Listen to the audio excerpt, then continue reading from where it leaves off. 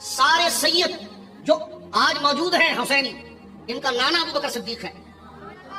کتنے گندے ہو، کتنے چور و فراڈی ہو تم یہودیوں کہ تم ابو بکر صدیق کے لیے بہانہ بنا کر تانا بنتے ہو،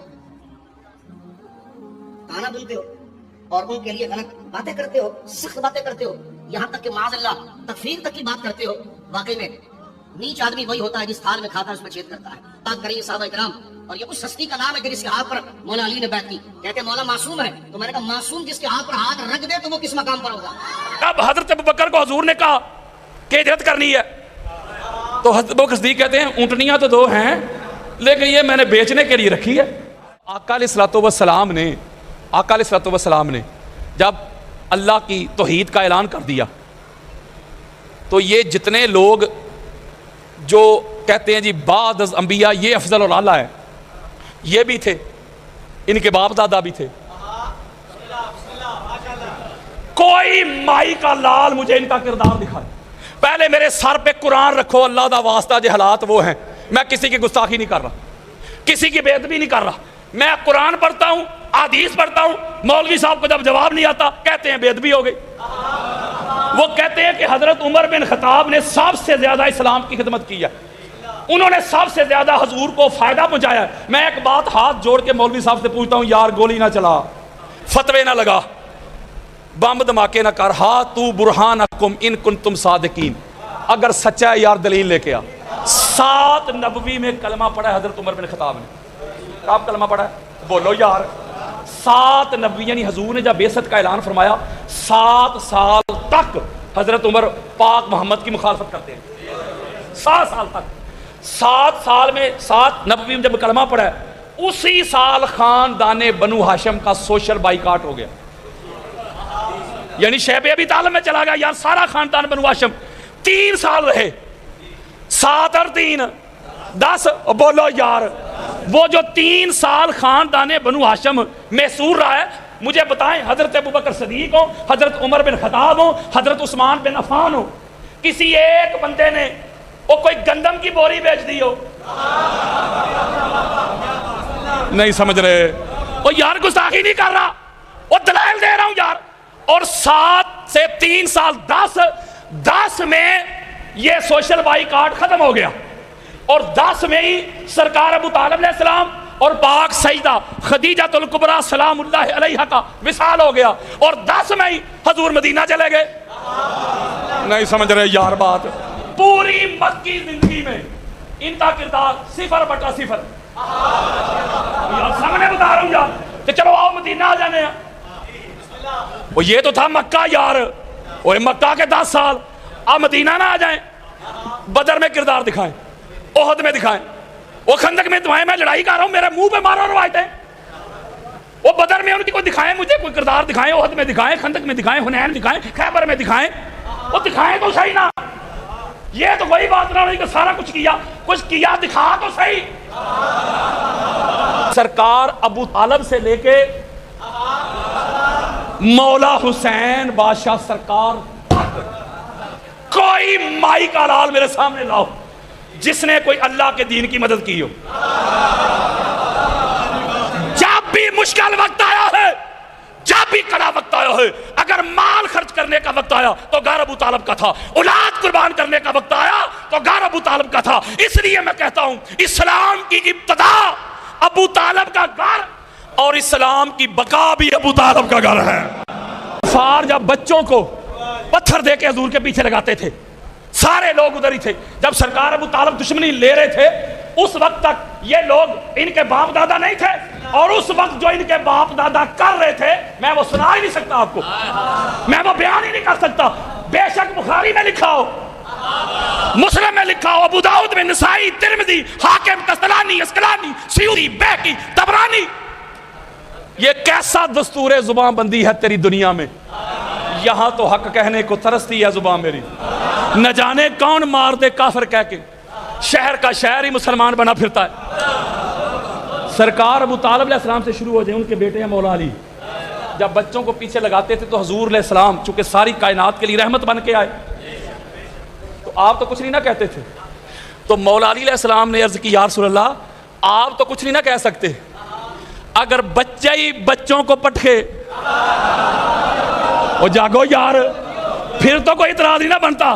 میں ایک جملہ کہنے لگا ہوں، جب بھی پاک محمد پہ میں انبار لگا دوں گا، کسی کو مسئلہ ہو، کسی کا آزمہ خراب ہو، جب بھی پاک محمد پہ کوئی مصیبت آئی ہے نا، کوئی مشکل آئی ہے، تو جس ہستی نے آگے بڑھ کے کہا نا یا رسول اللہ پریشان نہ ہو، میں ہوں نا، ہوئے ہوئے ہوئے ہوئے، میں ہوں نا، یہ جب مشکل میں مصیبت میں جس نے حضور کو فرمایا نا آقا پریشان نہ ہو میں ہوں نا، اس کا نام علی ابن ابی طالب ہے۔ آقا علیہ السلام نے ہجرت فرمانی تھی، ہجرت۔ اچھا کوئی بندہ آپ کو کہے یار مجھے بندے قتل کرنے کے لیے آگے ویپن لے کے ہتھیار لے کے، یہ میرا بستر ہے، یہ ان کو پتہ ہے میں ادھر سویا ہوں، یہ میری چادر لے کے نا ادھر سو جا، لو جی اپنے سگے بھائی کو بھی کہہ کے دیکھو، وہ کہے گا نا بھائی میں مرنا ہے۔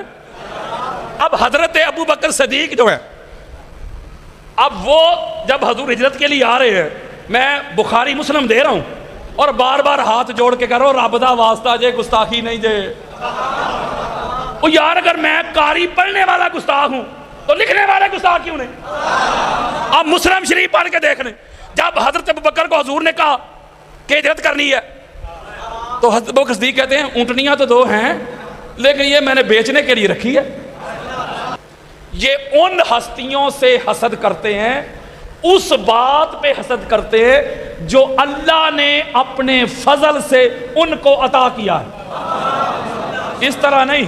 آپ نے ذرا میرے ساتھ انگیج رہنا ہے، جاگتے ہوئے سننا ہے، بلکہ میرے جتنے بھی دوست ہیں نا اہل سنت دوست، آپ کے سامنے سنی بیٹھا ہے، مجھے اپنی سنیت کے لیے کسی مولوی صاحب سے سرٹیفکیٹ نہیں چاہیے، میں حسینی سنی ہوں، ناسبی سنی نہیں، میں بلا فصل والا سنی ہوں، چوتھے نمبر والا نہیں۔ تو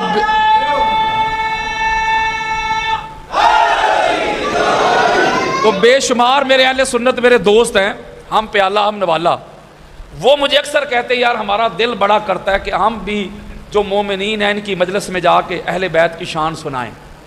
تو میں اکثر پوچھتا ہوں بھائی کیوں؟ وہ کہتے ہیں یار جب ان کو اہل بیت کا ذکر سنائیں، یہ نہیں دیکھتے کہ سنی ہے دیوبندی ہے اہل حدیث ہے، جب ان کو اہل بیت کی عظمت سنائیں ذکر سنائیں تو یہ فیڈ بیک یعنی داد بڑی دیتے ہیں۔ مجھے میرے دوست کہتے ہمارے جو سنی بھائی ہیں ان کو جو مرضی سناتے رہیں، اے سن نہیں رہتے ہیں۔